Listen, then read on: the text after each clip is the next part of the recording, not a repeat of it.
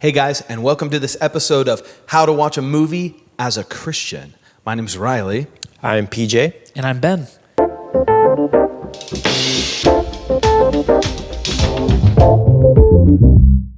How to watch Rings of Power as a Christian.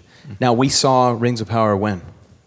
Last night. We saw it last night, okay? So, premiere. We saw at the premiere. We got free tickets. Free tickets, via courtesy Daddy Bezos. Daddy Bezos via Amazon Reddit, That's right. which is so funny. It was a theater packed full of nerds.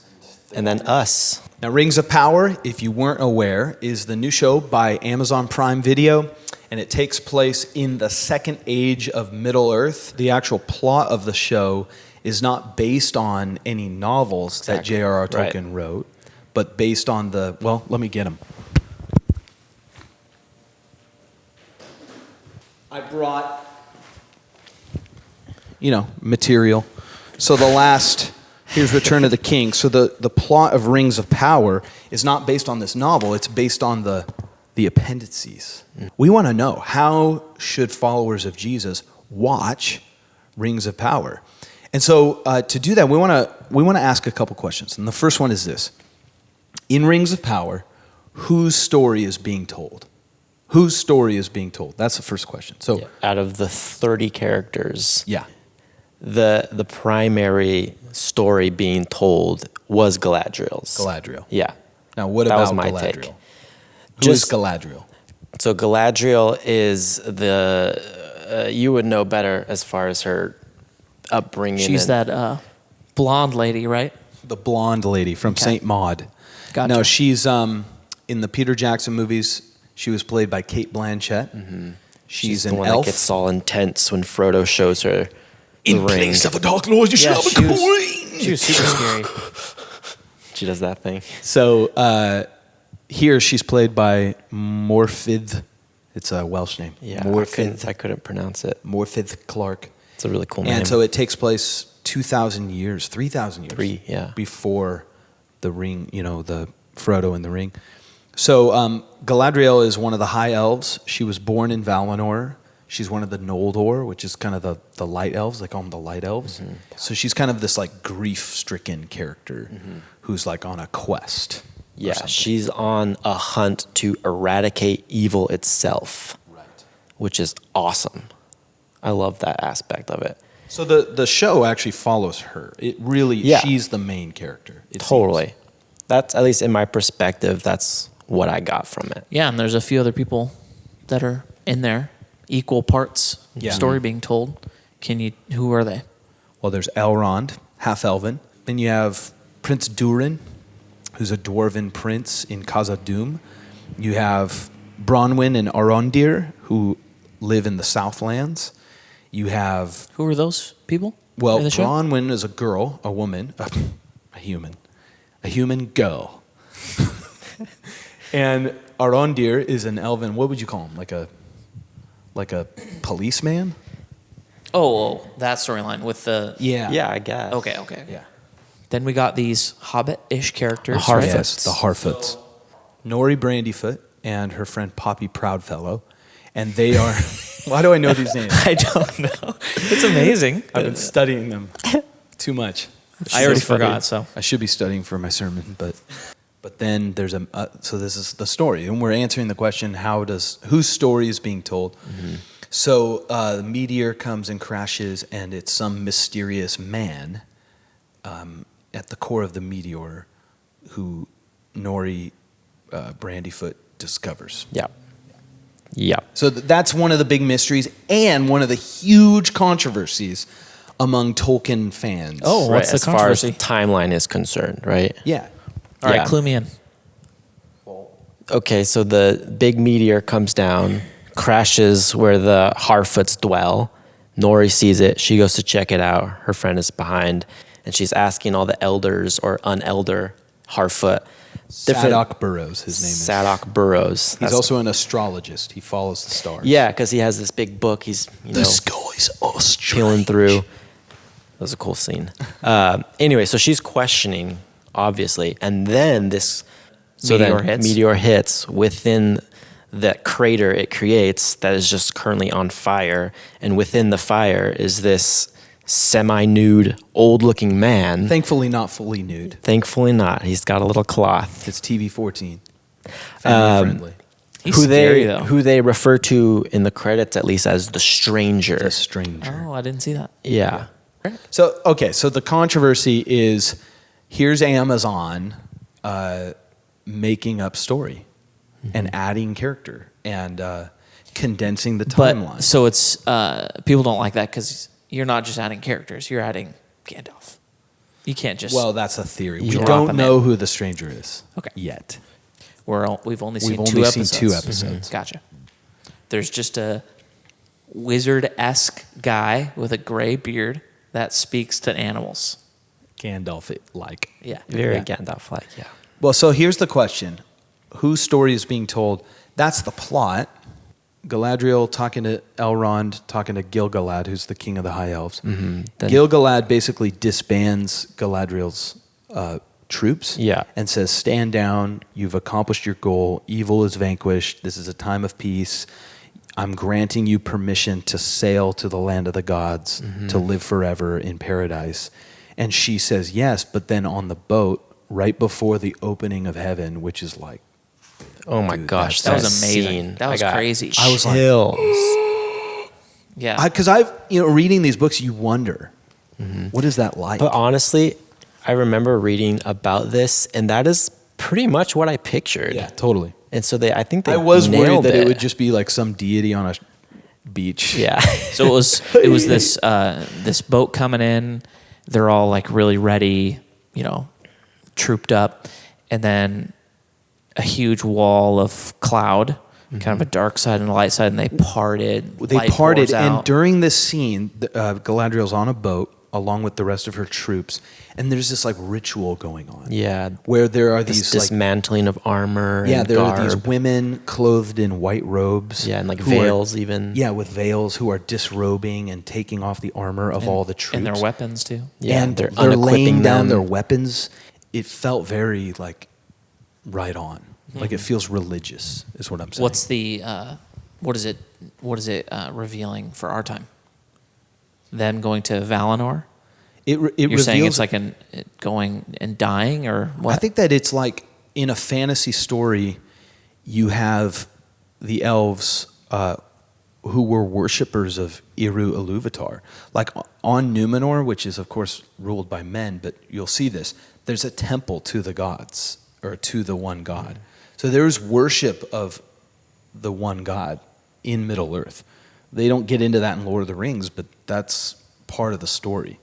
So it felt very true to the like theological grounding. You're watching people honor their deities, which feels so human to me. Yeah. And it felt Yeah. very Tolkien-ish to me. Yeah, it did. So anyways, in the middle of that, Galadriel says no, and she jumps off the boat. Yeah. And she swims back to Middle Earth. It was crazy. Yeah. So that's the story being told in the plot. But here's the thing, as followers of Jesus, we want to engage with story in a way that's very thoughtful. So the question is, whose story is being told, not in terms of character or plot, but what story about the world is being told? Yeah. What is it saying about our world, about reality, because, my thought about watching movies is that a movie is like a parable. And Jesus said, when he would tell a story, when he would tell his parables, he would say this. He would say, the kingdom of heaven is like a merchant who purchased a pearl of great price, right? So what he's doing is he's telling a story that reflects the reality of life in the kingdom of God. It was a story that was true. Even though it's fiction, it was still true. It said something true about Jesus' world. And in the same way, movies do that. Even if they don't do a good job at it, that's what they're trying to do. They're trying to say something true. So, Rings of Power, whose story is being told? What did it say? Yeah, about that our I feel world? like was the base of a lot of the controversy that we've been seeing of this whole. It's too black and white. It's too archetypal. Like, I don't want this world where it's just good versus evil. That's not complicated enough. But then in reality, that is what we live. We live in a world of black and whites, of good and evil. Right. And we're sort of in the gray between. Yeah, totally. At least that's how the Bible speaks. Right, exactly. Here's a quote. Time magazine says, this was not an especially imaginative show. Beyond its central role in J.R.R. Tolkien's Middle-earth lore, the binary of righteous light battling it out against evil darkness permeates Western storytelling from the Judeo-Christian Bible to Star Wars. And this review was like, show's so-so. And the headline of the review is, Rings of Power is filled with beautiful images and tired archetypes. That's crazy. But their point is that it was too black and white. Yeah. Evil is this, good is this. How dare you? Mm-hmm. The world we live in is so much more complicated. It's not exploring the possibility of an orc being the good guy. Yeah. You know? I'm just, it's like, we ain't had nothing but maggoty bread and, my back hurts. He's like, I'm just so misunderstood. Yeah. My dad didn't love me. Yeah. My dad didn't love me either. Yeah. You know what I mean? Totally.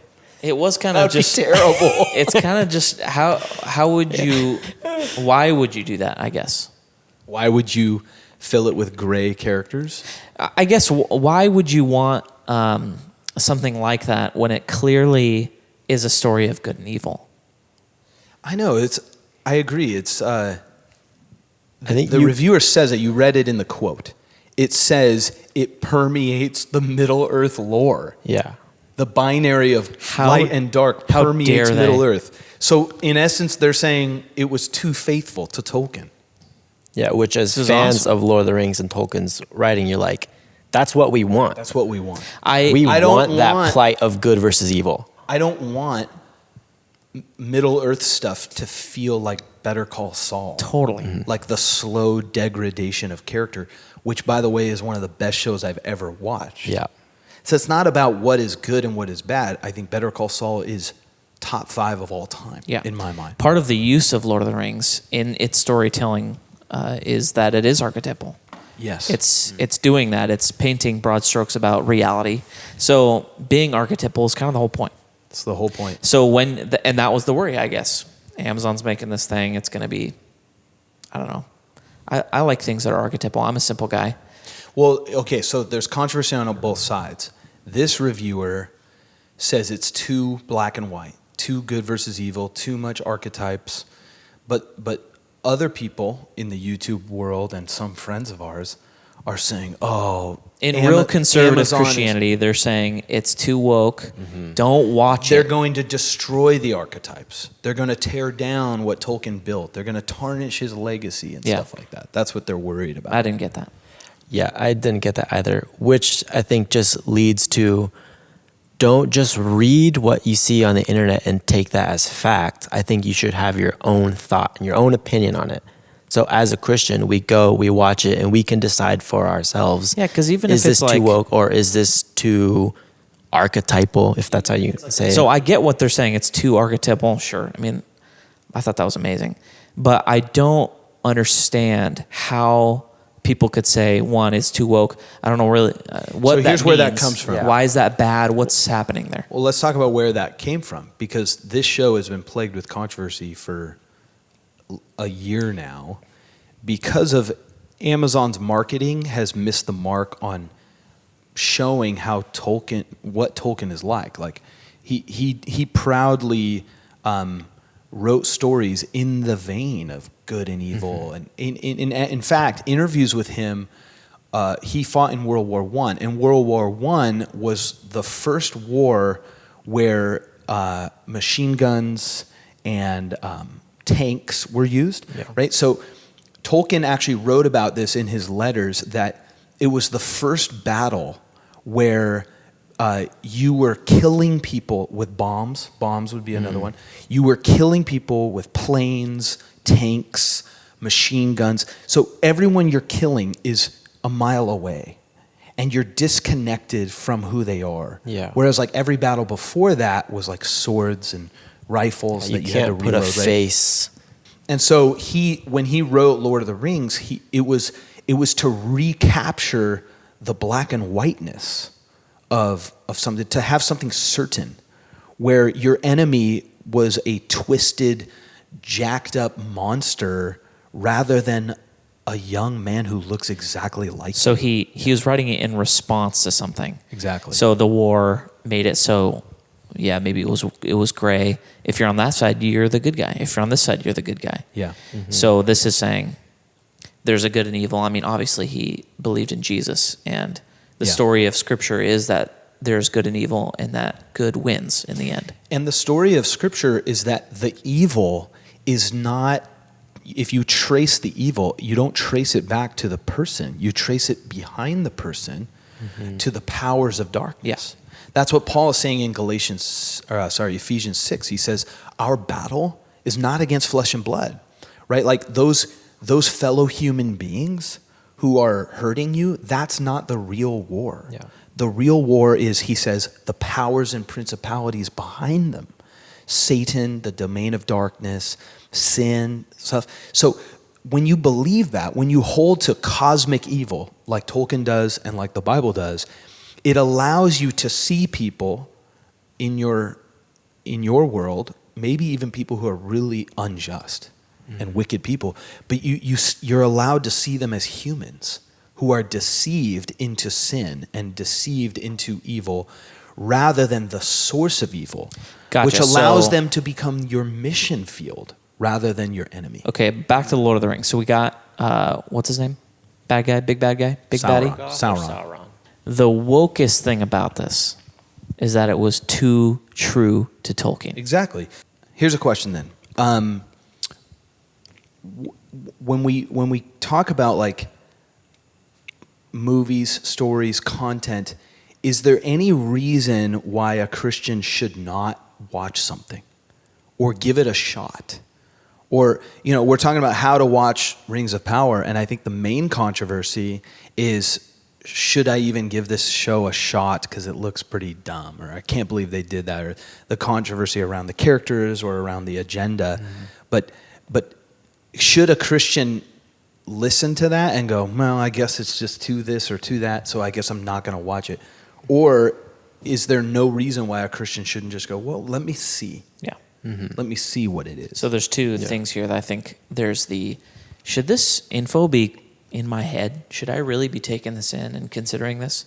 The answer to that is easy yes. But then there's should I show this to my 5-year-old? The answer is no. Right? So It's too scary. it is too Yeah. scary. There was a few times, I'm sure PJ saw me. It was cold, so my arms were in my shirt. But then there's parts where I was kind of freaked. Yeah. But it wasn't. What do you guys think? It wasn't content that you shouldn't put in your head. It's not something to be afraid of or to veer away from. No, especially if on like a standpoint of appreciating art, because it was the show itself was so beautifully shot, so wonderfully acted. The CGI was a little iffy here and there, But it's a show. So it's TV. Yeah, TV forgivable. But just appreciating art for art's sake, like, to me, is awesome. Like, as a Christian, I love art. I love movies. I love TV shows. I love music. I love all these things. And I think that it's okay to appreciate art in that way. But you just there's like context behind it. Like, should you show this to your children? Probably not. It's too scary. Is this scene of all these people, not that this show has any like crazy sex scenes or anything like that, but like if that is something that really affects you as a Christian, maybe don't watch that. That's why I don't watch Game of Thrones. Yeah, totally. It's like, it's contextual, right? But I think that we can't just be told what to think about art. That is to be something that... That's true. I agree with that. That's so good because as a Christian, in fact, going back to Tolkien, he described art as, he called it subcreating. That we are products of creation, And everything we create is what he called subcreation. So we are taking the raw material that God the Creator made, and we are assembling it into our own creation. Mm-hmm. That's what he called Middle Earth. He said it's a subcreation. I'm just doing what my Creator did. Yeah. And so in the same way, when you see when there's a piece of artwork, whether it's Rings of Power or Better Call Saul or Spider-Man or the MCU or whatever, you can look at it and go, a human being created in the image of God made this as a sub-creator. Totally. He or she fashioned something. What is that thing? Is it true? Is it good? Is it beautiful? Does it speak about the goodness of God? Could you say, like Jesus says, the kingdom of heaven is like X, Y, Z? Mm-hmm. Does that story line up with that? Like, is this show or this novel or this movie, is it saying something that's in line? Yeah. It's the same thing with we're at church on Sunday and you say something from the pulpit. Am I supposed to just take that as fact, or do I look into that myself and find out the truth myself? What does the word say? Yes, exactly. Okay, so even to that, there's this question of, is it too dark? And I don't know, even going from the sermon thing, like if you said something that on a Sunday about some horrific thing that happened, you shouldn't be saying that from stage, is what some people would say. That's too dark. Does that speak to how should we take in things that are too dark? Evil. Or is Christianity too full of only sunlight, only good, happy things? Sad things are bad. Do we have the depth that can really take in something evil and say, that's evil, instead of go, I can't watch that? Yeah, I think that it's a unique question, unique to visual storytelling, right? So when you're watching a show or a movie, you're watching it.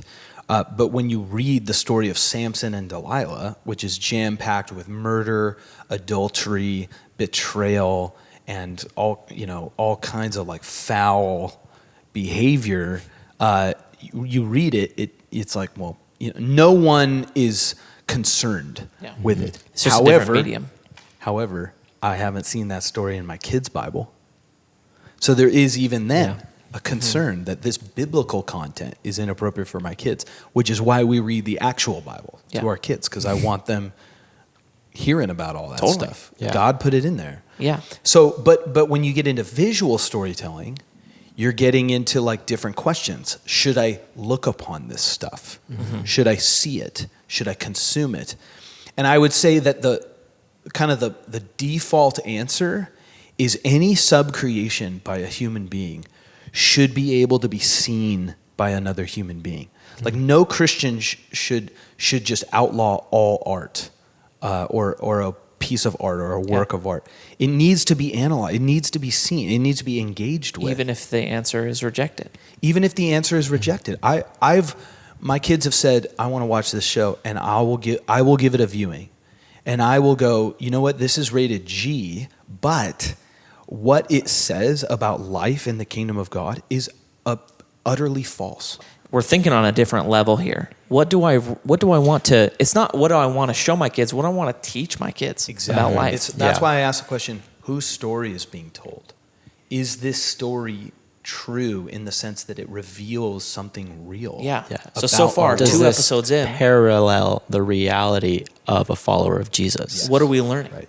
2 episodes in, what is it casting out? What is it teaching? I think what Rings of Power is revealing to is that it's okay to write a story with archetypes of good versus evil and good triumphing over evil, because that does, like we said, parallel our reality and what we believe. And I do want to show that to my children, because that is what I believe to be true. And I think that's awesome. Whereas you can find this exact parallel in so many other movies, which so many people talk about already. And that's awesome. And I think as Christians, as we watch these movies, that is something that even subconsciously I'm always looking for.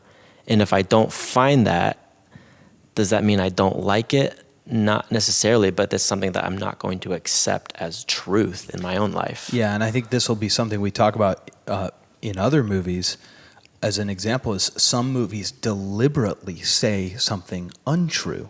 But they do it in such a way that you know they're doing it. It's what we call an anti-hero. Right, exactly. An anti-hero is something like Breaking Bad, right? Walter White is evil. He's falling evil. That's the point of the show. And the whole point of the show is not to watch it and go, oh yeah, cooking meth is awesome. The point of the show is to go, oh, this is a warning about how easy it is to fall. Yeah. The question is, what's being celebrated? If the Yes. evil's Totally. there, Yes. So we got That's so evil good. in Rings of Power. It's evil. It's Everyone evil. knows it's evil. Then we have evil in other things, but it's kind of like thumbs up, celebrate it. I'm okay showing my kids, later on, something that's That has dark evil and in evil, it. Yeah. because I'm showing them that's evil. Exactly. Bad. That's yeah, right. totally. It is interesting too, being able to get behind a character like Galadriel, who is so clearly full of good and justice, and you're like, yes, I want to back that up. That's awesome. But then you watch like Breaking Bad, and it is this gray area where you are still rooting for this main character because his root problem is this threat to his family and how he's going to care for them, and that inherently, the heart of that character, you can get behind. And his methods of doing that is what you can't get behind. Well, right, but then in the show, he crosses a line where the threat has been vanquished. His family is provided for, but he keeps going. And then he crosses the line, and then it gets dangerous, and then Yes. you're like, whoa, Well, it's hold because on. he just became the evil guy. Yeah. In the Yeah. very end, he's Totally. the one to be feared. I think that Interesting. I think what Rings of Power also is showing is something that's very metaphorical, because in Tolkien there is the light and the dark, which is very, very biblical. Well, it's Hebrew, actually. It's a very Hebrew idea, the light and the dark, which is a great metaphor because dark is not the opposite of light. It's the absence of light. Whereas like white and black, yin and yang, that's a very Eastern idea where one is the opposite of the other. And so you need to have them in balance. That's the worldview of Star Wars, right? The kind of the overarching plot of the show is evil is not yet vanquished. We have to be vigilant and keep going to make sure that we do not allow it to creep in, which, similar to the Old Testament, is like this reoccurring theme. In each age of Middle Earth, you have in the first age Morgoth and Sauron rise, but when they're defeated, they don't. That's the point, is that Sauron rises to power because they stopped pursuing him. Yeah, that's the thing. It's like, it's the difference between evil exists and we must vanquish it, as opposed to evil exists and we must seek it out, find it, and vanquish it. Yeah. And then in the third age, similar things happen where people like Boromir think, well, how about we use this ring for our purpose, which is not possible. It'll corrupt you. Yeah. So it's such great imagery of how we wrestle with evil. It's very, very metaphorical. Yeah, and it's that too- extremely archetypal. That too is a character you can get behind who then crosses a line because absolute power corrupts. Absolutely. Yeah. And we see that so much in storytelling. And so in that way, you can watch it and go like whose story is being told? It's this story of good versus evil. Am I aligned more with Galadriel? Am I fiercely dedicated to eradicating evil in my life and in my community? Am I like that? And if I am I a jerk about it? Because she's Yeah. kind of a jerk about it. Yeah, like cutting off friendship ties and Yeah. everything. She'll Yeah. do whatever it takes.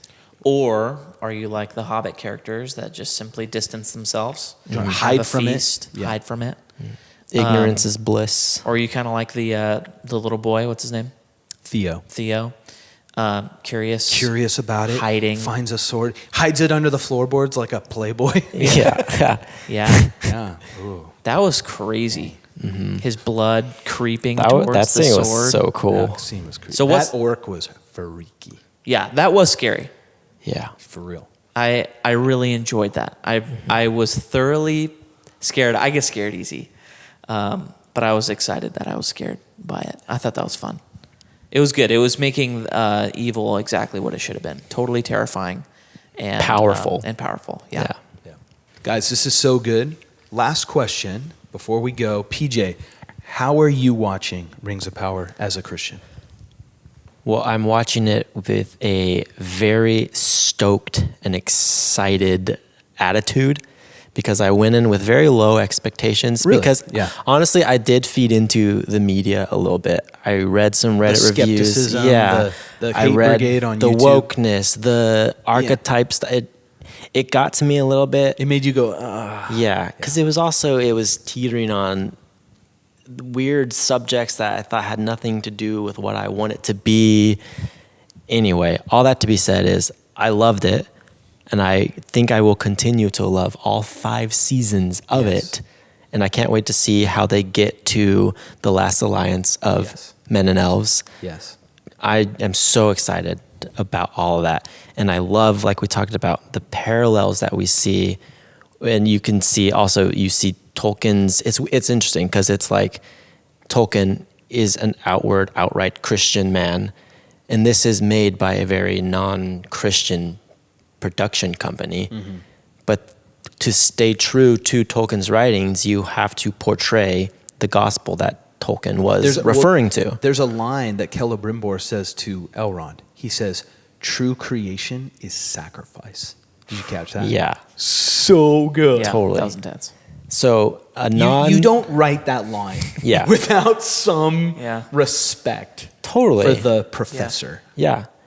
And there are so many elements of the gospel just in the lines and script of this movie that people will hear, and it does allude, I believe, to Christ. Yes. In a lot of ways.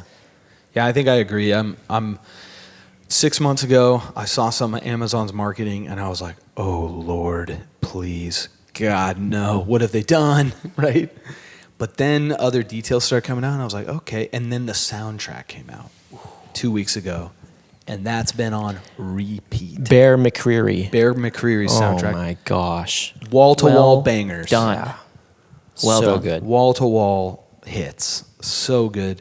So I think for me, I'm watching it with just a desire to, it has captured my 9th grade love for Middle-earth.